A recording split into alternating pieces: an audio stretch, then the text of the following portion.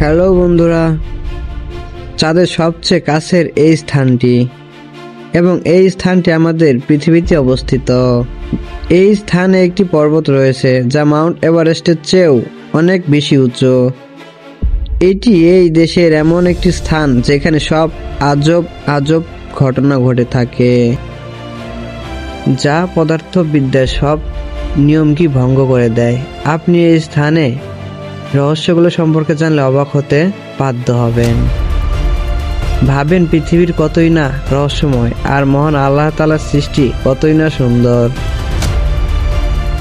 আসুন আজকের এই ভিডিওতে আমরা দেখব এই জায়গাটা কোথায় অবস্থিত এবং সেখানে কি কি আজব আজব ঘটনা ঘটে থাকে, কেন এবং কিভাবে দেশটিতে চাঁদের সবচেয়ে কাছে অবস্থিত।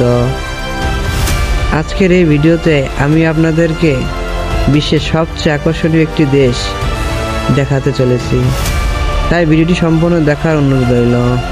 তাহলে চলুন শুরু করা যাক। বন্ধুরা, এই দেশটির নাম ইকুয়েডর। ইকুয়েডর দক্ষিণ আমেরিকার একটি দেশ। এই দেশটিতে দুঃসাহসিক প্রাকৃতিক এবং আজব আজব ঘটনার জন্য সারা বিশ্বে বিখ্যাত।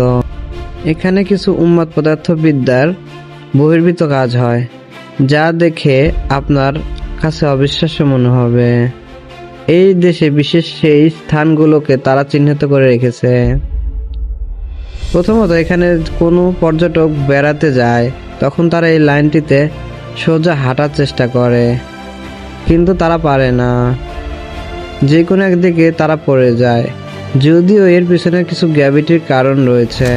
বিশেষ একটি কারণ, আপনি কখনোই এই লাইনে সোজা বারবার হাঁটতে পারবেন না, যে কোনো একদিকে পড়ে যাবেন, কারণ এটি চাঁদের গ্র্যাভিটির কারণে হয়ে থাকে। যেহেতু চাঁদ পৃথিবীর এই স্থানে সবচেয়ে কাছে অবস্থিত।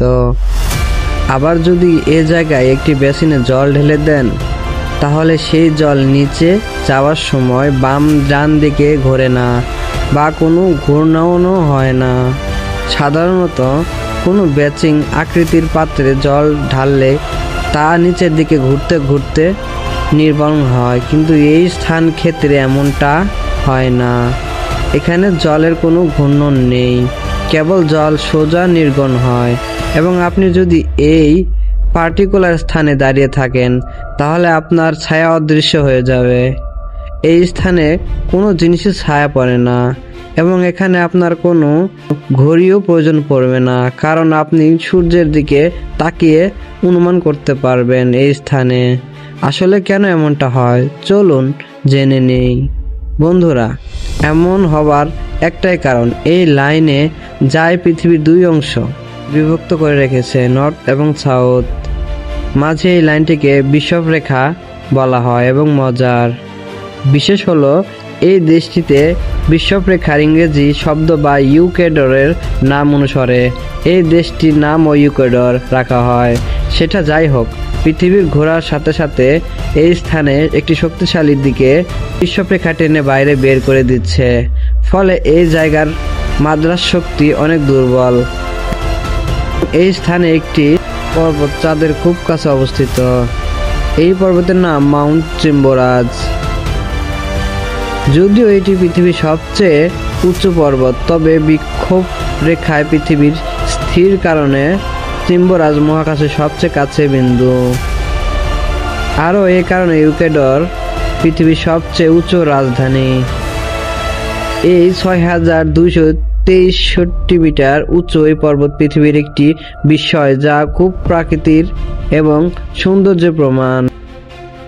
প্রাচীন এই পর্বতটি পৃথিবীর সবচেয়ে পুরনো ঘুমন্ত আগ্নেয়গিরি।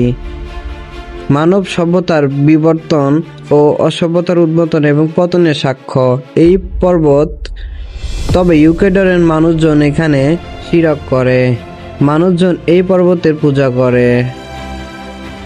তারা ভাবে এই পর্বত তাদের দেবতা এবং এই পর্বতের খাদ্য, বাসস্থান ইত্যাদি দিয়েছে।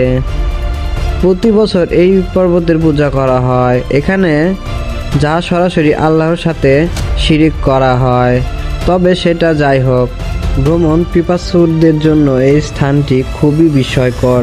সারা পৃথিবীর থেকে প্রচুর মানুষই এই পর্বতে ঘুরতে আসে।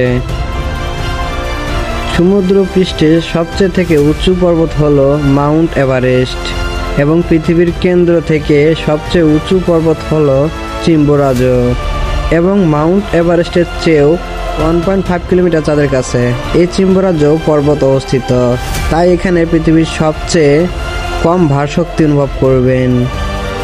যদি আপনি চিম্বোরাজো পর্বতে আরোহণ করেন তাহলে আপনি দেখবেন সাধারণ কিছু মনমুগ্ধকর দৃশ্য যা আপনার মনে প্রশান্তি যোগাবে।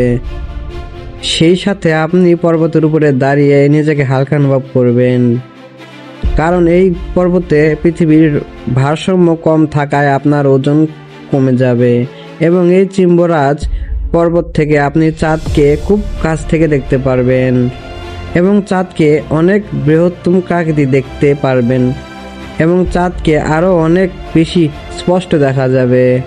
পৃথিবীর মধ্যে এটি একমাত্র স্থান যেখানে পৃথিবীর ভারসাম্য শক্তি অনেক কম থাকে, যেখানে চাঁদ পৃথিবীর সবচেয়ে কাছে অবস্থিত। এটি পৃথিবীর 8ম বিশেষ বললেও ভুল হবে না। বন্ধুরা, ইকুয়েডর সম্পর্কে জেনে এবং এখানকার আজব আজব ঘটনা জেনে আপনার কেমন লাগলো তা অবশ্যই আমাদেরকে কমেন্ট বক্সে জানাবেন। তো আজকে এই পর্যন্তই, দেখা হচ্ছে পরবর্তী ভিডিওতে। আল্লাহ হাফেজ।